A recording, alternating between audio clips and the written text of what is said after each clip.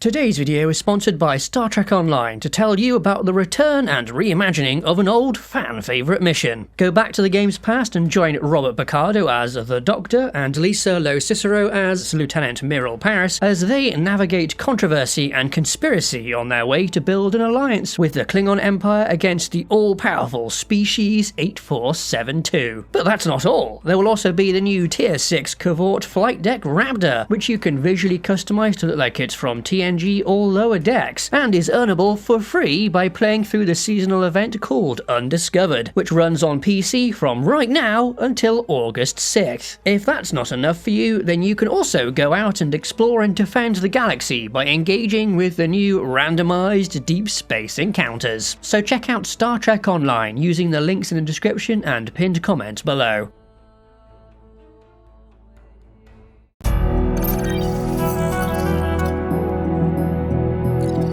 We are looking at crazy tanks again today, specifically 9 special sci-fi features that I think makes the vehicle feel like a well-thought-out, high-tech future fighting machine. The very first feature is the armament. One of the most common things to do on a sci-fi tank is to make it have a bigger gun, which is better, right? Well, yeah, it's certainly cooler and more impressive, so if that's what you want, then go for it. But practically speaking, the downside of larger ammunition is that you can carry less of it. You also may not need such a large gun to defeat the armor of your targets, and these two reasons together are why tank guns in real life have kind of stopped getting larger. But that might change soon, since having larger ammunition does increase the range you can defeat that armor over. So in a world with improved sensors and fire control systems that can spot and engage things further away, the bigger gun becomes more useful, which makes that our first feature, if there's sensors good enough to allow for it. This balance between sensors and weaponry applies to other types of warfare as well. The further you can see, the further you can shoot, the further your weapons need to be able to stay effective. The insane way that air warfare changed from dogfights to over-the-horizon guided missiles is a great example of this. For a sci-fi tank, this concept can also be tied to transferring target data from other units and things like drones and satellites to make our second special feature, allowing the tank to shoot through intervening objects with penetrating weapons at targets it's never directly seen. You don't need to have the stereotypical sci-fi X-ray vision to achieve this, just lots of lines of sight from multiple angles and a way to mix that data together into a cohesive whole. Kind of like how Batman's phone sonar vision worked near the end of The Dark Knight. If you don't want to shoot through a corner, how about around a corner? You could do this the old-fashioned way and try to ricochet a shot, which is a real thing from a real tank gunnery manual. How crazy is that? With a bit of tech like Cyberpunk 2077's power weapons, you could really make this a full feature, or use a crazy bouncy projectile like the Combine AR alt-fire mode from Half-Life 2, or fire around a corner with smart rounds that fly themselves. Whichever one you choose could be the third special feature. Related to the weapon systems is the fire control system, the bit that assists the gunner in ranging and pointing the gun at a target, or even fully automates it. A really common one we see is stabilization, keeping the gun nice and level even while the vehicle it's attached to is moving around. This tech has become so robust now that even mobile artillery is starting to get it installed, enabling them to fire on the move, which is why it's so baffling to me to see the Bastion in Helldivers 2 lacking this feature, especially when the mechs have it.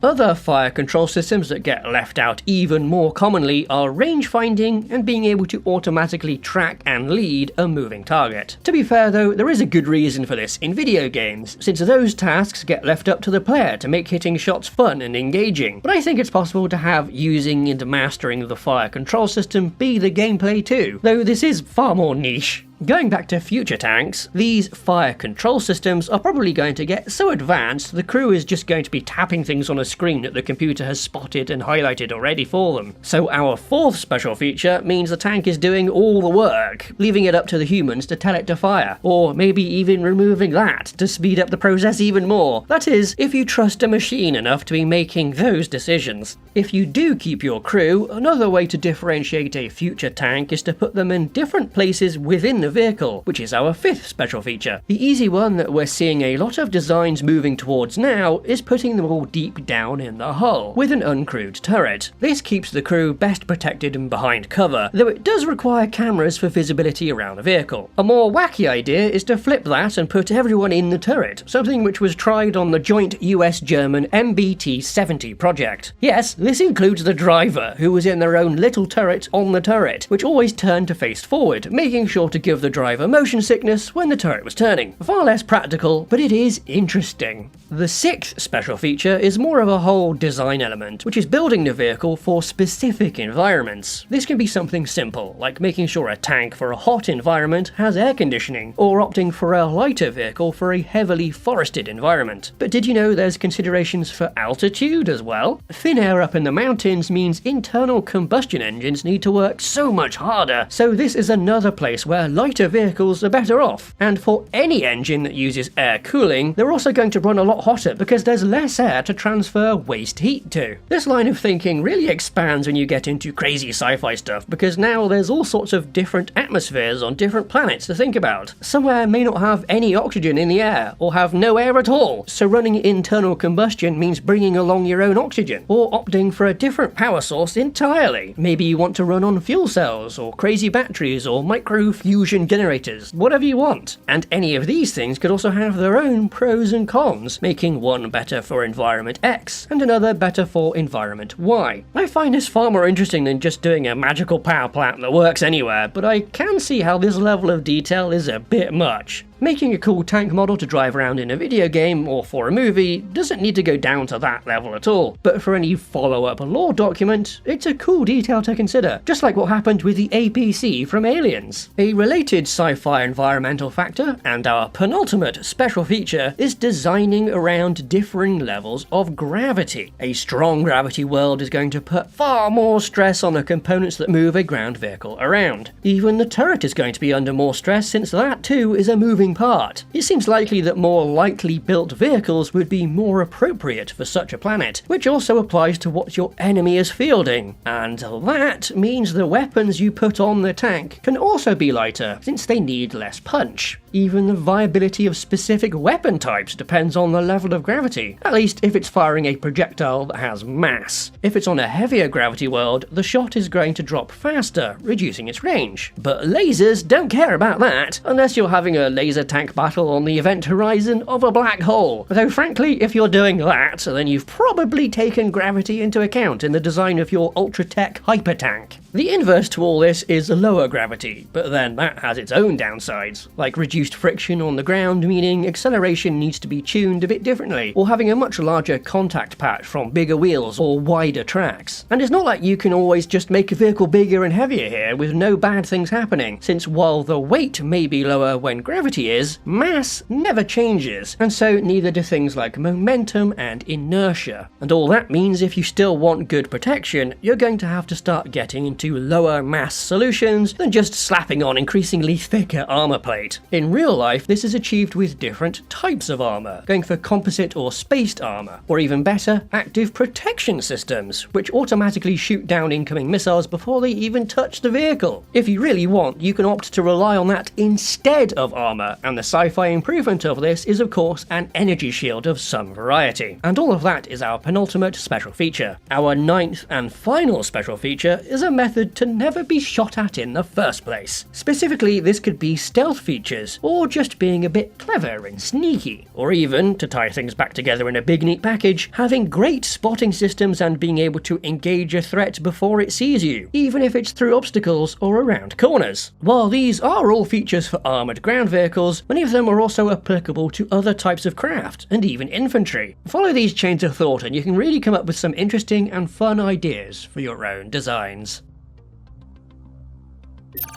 You can support Spacedock by joining our Patreon, where you can get our frigate, fighter, carrier and battleship design reference books, as well as early access to upcoming videos and wallpapers. Alternatively, become a channel member here on YouTube. To our supporters, thank you.